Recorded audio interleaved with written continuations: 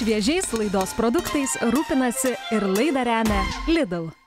Sveiki visi, esu Justinas Kapkovičius, virtuvės šefas ir šiandien laidą Šviežios idėjos su Lidl mes pasigaminsime patiekalą, dėl kurio žmonės keliauja į restoraną – lašišas ceviche. Pradžiai susitvarkysime lašišą. Nusiemame papilvę, nusiemame lašišą nuo odos. Lašišą susipjaustame 1 cm kubeliais. Ceviche tai ne patiekalo pavadinimas, o apdorojimo technika, kuomet žuvis yra apdorojama rūgštimi. Tad šiam patiekalui mums reikės kelių citrinų ir pusės apelsino. Spaudžiame sultis. Lašišą paliekame 6-7 minutėms citrinų ir apelsinų sultise. Dabar pasiruošime kitus komponentus šiam patiekalui. Mums reikės pusę mango ir pusę avokado. Mangai, mangai, sirpsta tavo mangai. Susipjaustome mangą. Ta patį padarom ir su avokadu. Susipjaustome pusę svogūno.